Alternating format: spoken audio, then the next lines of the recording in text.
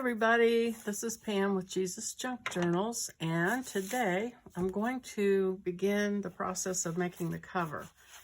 So what I did is I put all of my ephemera that I have so far in here, just kind of so I could see how wide it would be, how thick it would be. So I can judge how wide to make my spine and everything, and it looks like probably, I'm gonna say 2 1/4 inches would allow a good amount of space. So I'm gonna say 2 1/4 inches. So my spine will be 2 1/4, and then my front panels need to be something like 6 inches probably. These pages are, let me see, 5, a little over 5, about 5 1/8. So let's see, 5 1/8, and then that would allow for tabs and things that stick out. Oh no, that might be too big. I'm gonna make it 5 3/4. 5 3/4. So I'm gonna draw my little picture. 5 3/4. And then the height would be like 8 1/4.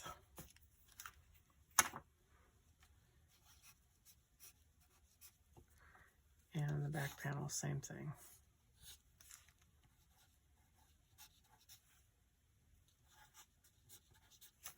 I've been trying to decide what kind of cover I want to put on this. And I know I want to use, I have a lot of that rough canvas fabric. So I'm going to make the outside fabric, and I think I'm going to make a regular spine that's cardboard, chipboard, and sew the signatures in. And then I'm going to make sort of soft back and front covers, or kind of in between soft and hard if I can find it. I might put some chipboard or something in it. Just, it's not going to be stiff like a regular book like you get, you know, at the library. But, and then I want to make a panel that comes like that so that it will come around the front and have a thing like that with a little clasp of some sort. So that's kind of what I have in my mind. I just needed to get the dimensions. So I'm going to figure out, let's see. So if I cut a big piece of canvas, because I could do that, I could cut one big piece. It would be, so I'd need it to be 5 3/4 and probably 1/4 inch for the hinging, 2 1/4, another 1/4 inch, 5 3/4, another 1/4 inch, 2 1/4 again, and then however much that needs to stick out. And that, if this is 5 3/4, it looks like that would probably stick out like roughly 4 inches. So 4 inches. Okay, so if I add all of that up, let's see, 6, 7, 8 1/4, 8 1/2, 13, 14 1/4, 14 1/2, 16 3/4, 20 3/4. And I will double check that just to make sure. That, in theory, would be a big enough piece of fabric for the outside of it. So I'm going to turn the camera off. I'm going to recheck that, and I'm going to get my canvas out and cut a piece to begin the process of making a cover. So I will be back. I am back to the Faith Field Notes journal. I'm sorry I've been away for a while. I am trying to wrestle the Wisdom journal to the ground, and it is quite something. I think you're going to like it. I think you're going to love it. And I love it, but it is super complicated to design. And so it is taking time. So meanwhile, I'm trying to keep up with everything else, spin all the plates that are in the air. And so I came back to this one, and I made a video. You'll notice a break in this video. The first part, I shot it the other day, and I was getting ready to make the cover, and I made the measurements and everything, and I had a plan. I thought, well, I just came upstairs and got ready to work on it some more, and I got my cardboard out, my chipboard for the spine. And then I started to look for fabric, and I kind of had been thinking it over and thought I knew what I wanted to do. It's a field notes, you know, design style. So I was going to do like a canvas cover and kind of rough, outdoorsy look to it. And then I remembered that I have this Tim Holtz fabric that is entomology, and it's all the sciencey, and it's my favorite fabric of his. So this is going to be the cover.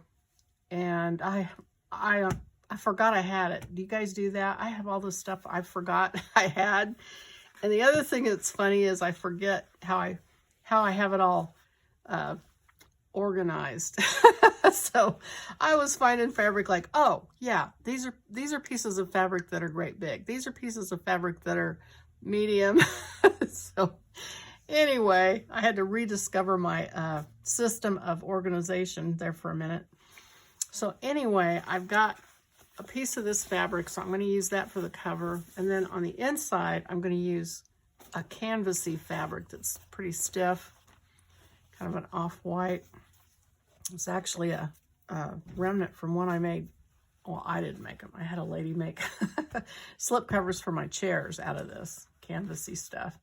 So it's kind of like paint drop cloth fabric, you know, that kind of canvas, only it's been bleached out a little bit. Anyway, that's the inside. So what I did is I tore a piece that is 8 1/4, 20 3/4, actually 21 inches long. So what I'm going to do is put the spine, have the cover, have the back cover, and then have it wrap around to the front with, I think, a V shape and a button or something like that. I'll figure that part out later, but this is all one piece, so that lets me have a base to work from. So I'm going to cut a piece of this cardboard, chipboard, for the spine, and it's 2 1/4. Let's see.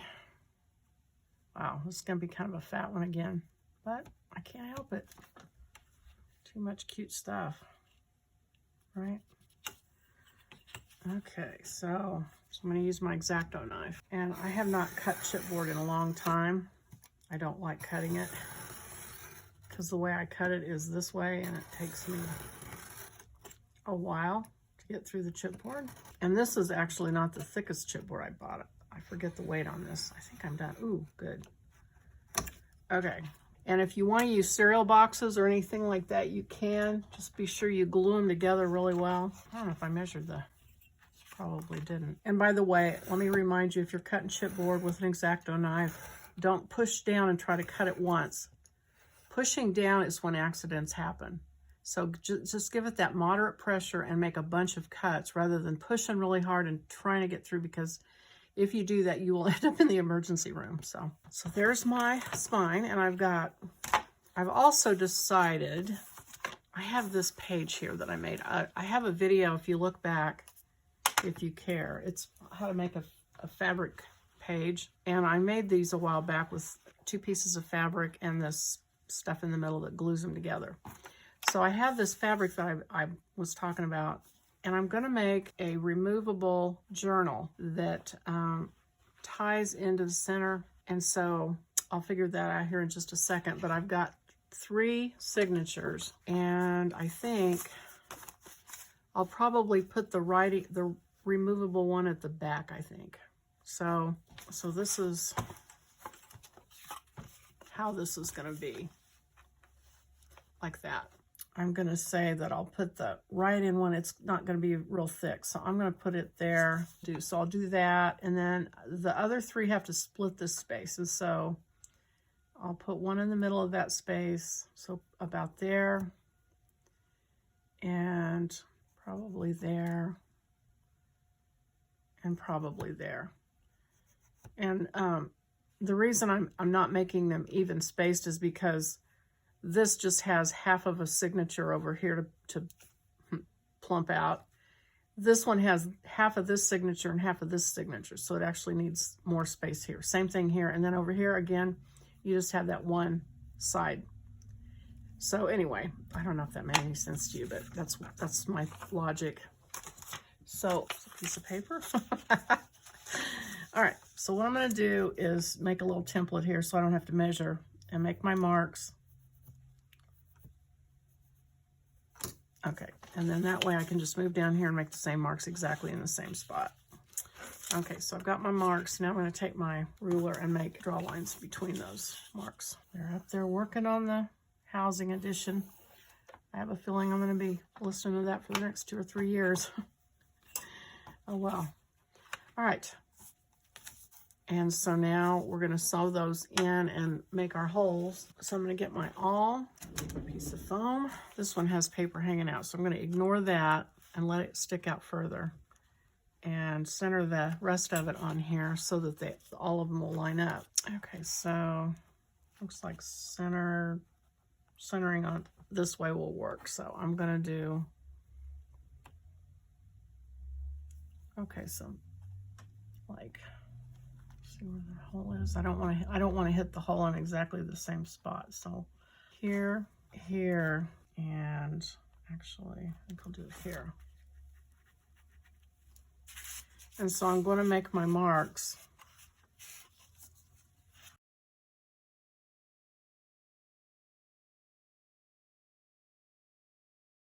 Okay, so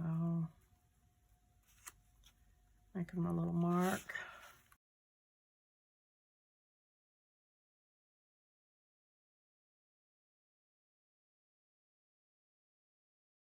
Okay, so I'm going to poke my holes in there. And I don't need to do that because I'm not going to bind that last one in. Okay, so I'm trying to figure this out as I go. And one more thing is I need a piece of fabric to cover this with because it's going to glue on top of the fabric on the inside. So I'm going to take a piece of this fabric that looks like it's tea stained and sort of wrap it in that. So I'm going to use Fabri-Tac.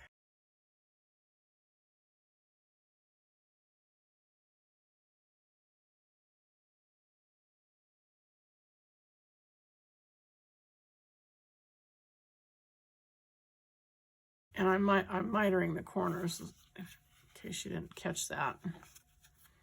So as best I can.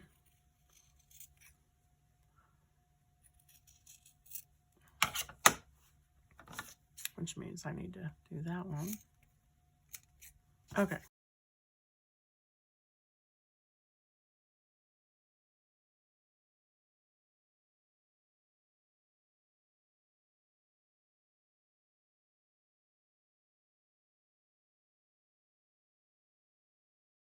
So it doesn't stick out.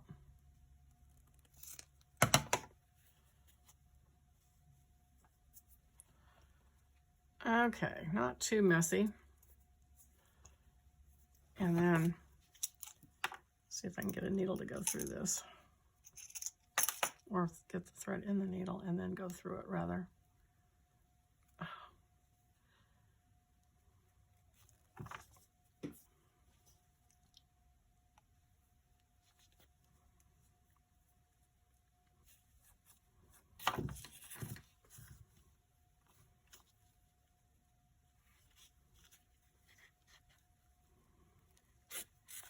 Okay. All right. So there's my string that's going to tie in my removable journal. So I'm just going to leave a bunch of string here. I'm going to use a smaller needle to bind in the signatures. 2.5 times the height of this thing. Should not be using my fabric scissors for that, I know. Okay, so thread my needle.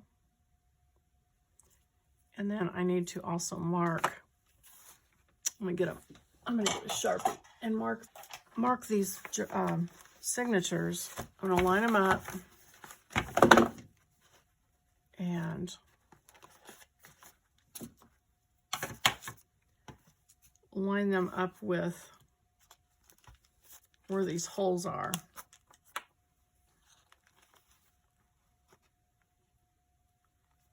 And make a mark.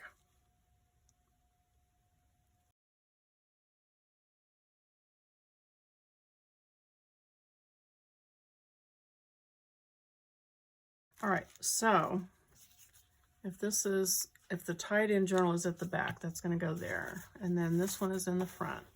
I'm going to take this signature that's already tied, and I'm going to make new holes to tie it onto this cardboard. Now, some people have asked me, why don't you just do it all at once? Well, if you can see how I work, I need all the help I can get. I like to have these bound while I'm working on them. And then there's some time that passes before I'm ready to bind them to the spine. So that's my excuse. I don't know if it's a good excuse, but that's my excuse. Okay, now I just showed you, this is backwards. This is going to glue into the journal like this.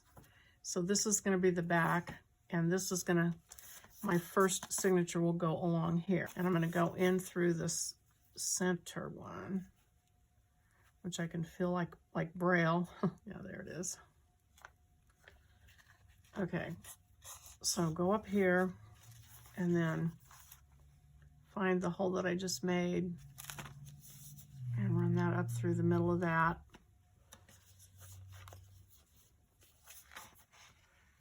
And then down through the new hole that I made, if I can figure out where it's at. It's actually pretty far up on the, there. And then back through this top hole. There it is.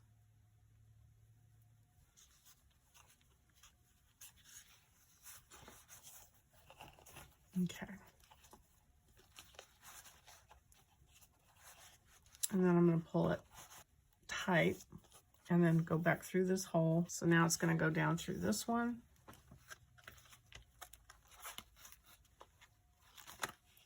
Just up here at the very top. I'm not going to try to do all of it at once. I'm going to take it through and pull it tight. Okay, so find the new hole here, which is right there. And right through there.